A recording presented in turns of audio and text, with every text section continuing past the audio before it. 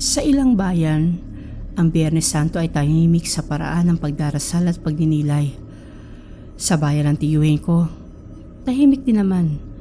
Ngunit may isang bahagi ng araw na binabasag ng tunog ng latigo. Hindi iyon eksaherasyon. Noong unang beses kong masaksihan bilang bata, hindi ko agad maintindihan kung bakit parang maiisang ritmo ng hapdi na gumuguhit sa init ng hapon. Kapag nagsimula na ang penitensya, ang buong bayan ay tila humihinga ng sabay sa bawat palo. May nagdarasal sa gilid. May mga batang pinipigilang manood ng malapitan. May mga matandang tahimik na nakapamaywang habang pinagmamasdan ang mga lalaking nakatalukbong, nakayapak at nakahubad ang likod habang unti-unting namumula ang balat sa bawat hampas.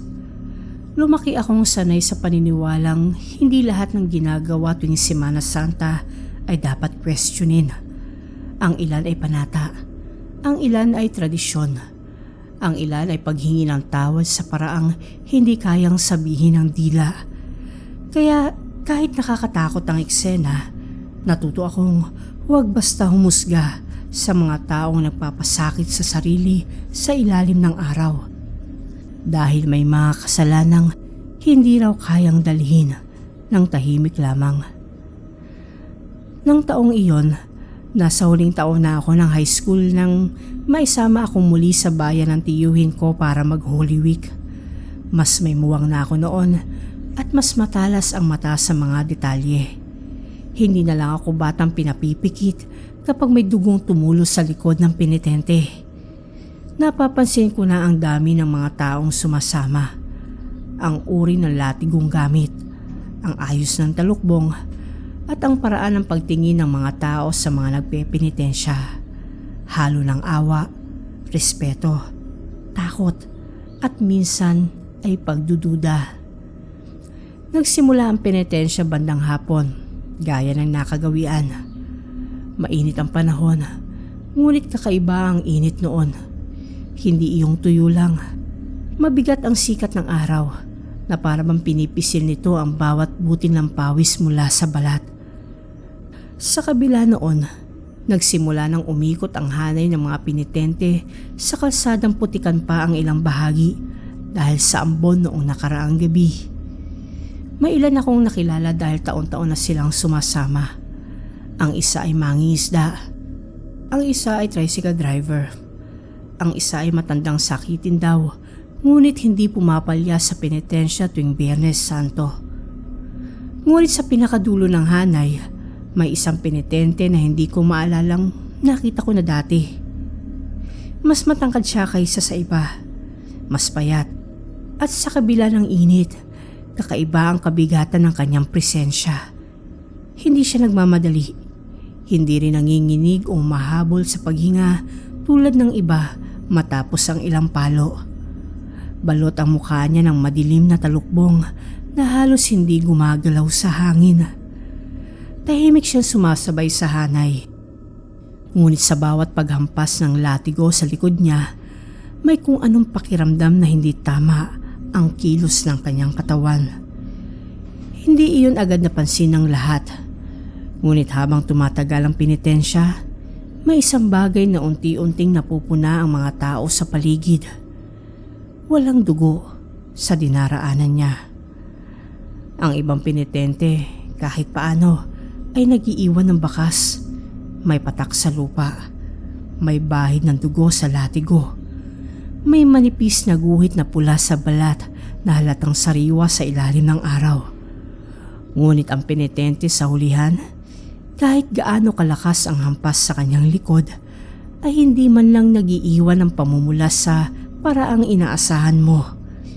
Kita ang palo, kita ang bagsak ng latigo, ngunit pagdaan niya, tuyong-tuyo ang lupa. Minsan ay naiisip kong baka dahil sa alikabok lang at hindi nakikita sa malayo. Ngunit na mapunta siya sa harap ko habang tumitigil sandali ang hanay sa may kanto ng munisipyo. Nakita ko ang likod niya ng malinaw. May mga marka ng palo, ngunit hindi iyon sugat. Mas mukhang bitak. Parang pinukpok ang matigas na kahoy at nag-iwan ng guhit na hindi dumudugo. Nang sumunod ang tingin ko sa mga talim ng liwanag sa balat niya, lalo akong kinilabutan. May kakaibang himulmol at gaspang ang ibabaw na hindi tulad ng balat ng tao.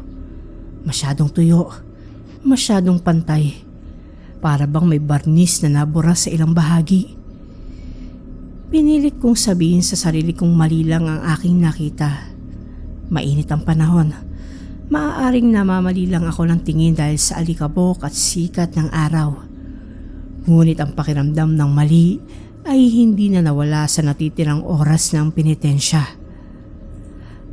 Habang umiikot ang hanay sa likod ng simbahan, may mga bulungan nang naririnig sa gilid ng kalsada. Hindi ko man marinig ang eksaktong salita. Halata sa mukha ng mga matandang nanonood na may napo na rin silang hindi karaniwan. Lalo na nang mapansin nilang ang penitente sa hulihan ay hindi kailanman tumataas o bumababa ang balikat sa hingal. Habang ang iba ay halos mapaluhod sa pagod at hapdi, siya ay tila pare-pareho ang kilos mula simula hanggang dulo. Nang matapos ang penitensya at nagsimula ng magsiuwian ng mga tao, may 3 matandang lalaki ang nagpaiwan sa gilid ng kumbento. Kabilang roon ang tiyuhin ko at isang dating hermano na kilala sa baryo. Hindi ko alam kung bakit, pero sinundan ko sila ng palihim sa likod ng simbahan kung saan pumupunta ang ilang penitente upang maghilamos, maglinis ng likod o magpahinga sa lilim. Doon namin nakita ang lalaking hindi kilala ng kahit sino. Nakatayo siya sa tabi ng lumang pader na bato. Tahimik, nakatalikod sa amin. Nasa kamay niya ang latigong ginamit niya buong hapon. Sa ilalim ng dahang-dahang paggalaw ng mga dahon sa itaas, mukhang mas payat at mas matangkad pa siya kaysa kanina sa daan. Isa sa mga matanda ang lumapit ng kaunti. Doon tumama ang huling sinag ng araw sa likod niya at doon namin nakita ang totoo. Wala siyang sugat. Wala man lang bukol o hiwa sa paraang inaasahan sa katawan ng taong paulit-ulit na hinampas ng latigo buong hapon. Ang nasa ilalim ng mga guhit ay hindi balat, kung hindi maitim na kahoy. Hindi buo at makinis sa tabla, kung hindi kahoy na inuukit. May himaymay, may bitak, at may hugis ng kalamnan na parang nililok ng kamay ng karpintero. Sa ilang bahagi ng likod niya, may bahagyang kupas na kulay pula at kayumang ginawaring lumang pintura ng rebulto. Nanigas kaming lahat at sa mismong sandaling iyon, dumaan ang hangin mula sa likod ng simbahan at marahang inangat ang talukbong niya. Nakita nila ang pamilyar na hulma ng mukha. Mukha iyon ng Santo Entierro. Hindi iyon buhay at makahulog ang mukha ng rebulto sa altar. Kung hindi iyong anyong tahimik, sarado ang mga mata at may mabigat na lungkot sa tabas ng labi at ilong. Ngunit may kakaiba pa ring kapintasan. Ang isang bahagi ng pisngi ay hindi pa tapos, na para bang kalahati ng mukha ay hindi pa nalililok ng buo. Hindi ako nakasigaw. Wala rin ni isa sa amin ang nakagalaw agad. Ang penitente ay nanatiling nakatayo lamang, nakayuko ng bahagya, habang ang dulo ng latigo ay nakalaylay sa lupa, na para bang pagod na pagod din sa isang gawain na matagal nang inuulit. Sa paligid niya, hindi umihip ang hangin sa paraang normal.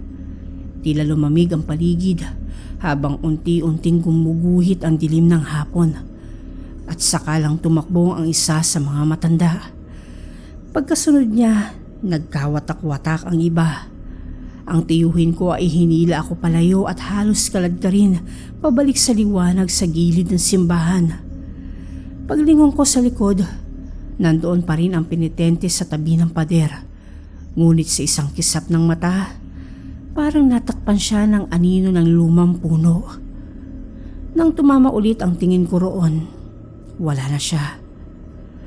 Nang lakasan ng loob ng ilang tao na balikan ang lugar makalipas ang ilang minuto, wala na nga roon ang kahit anong bakas ng tao.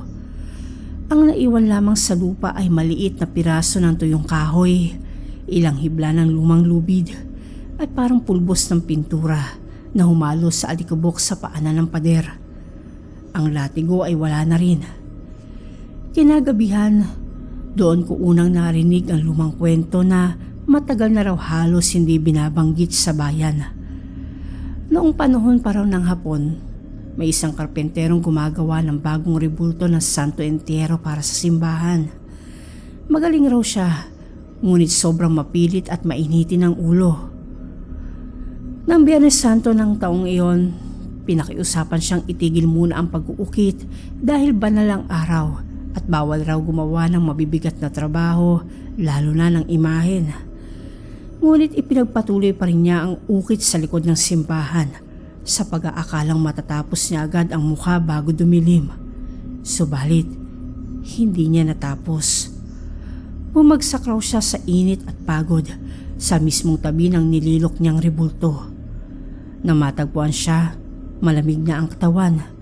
Ngunit ang rebulto ay wala pa ring ganap na mukha. Mula noon, may mga Biyernes Santo raw na napapansin ng matatanda na may sobrang penitente sa hanay. Isang hindi kilala ng kahit sino, laging nasa hulihan at laging hindi nag-iiwan ng dugo sa daan. Sabi nila, hindi raw iyon sumasama para magbayad sala gaya ng iba. Sumasama iyon para hanapin ang mukha na hindi niya natapos habang buhay pa siya.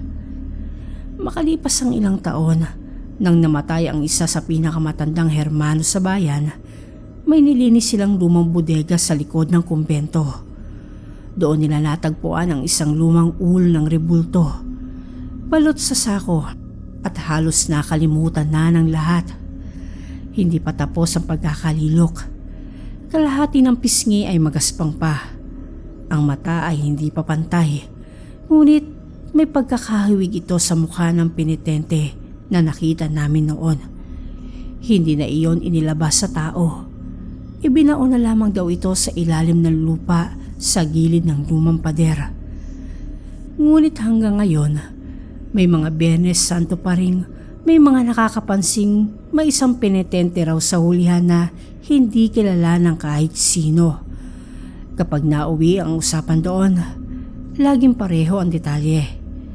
Mas matangkad, mas tahimik, at walang naiiwang dugo sa daanan niya.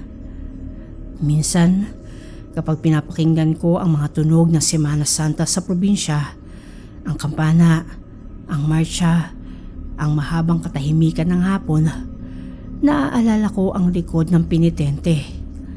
Iyong mga bitak na hindi sugat, iyong kahoy na humahampas ngunit hindi nasasaktan sa paraang kaya ng laman. At may bahagi sa akin na naniniwalang hindi pa rin niya natatagpuan ang hinahanap niya.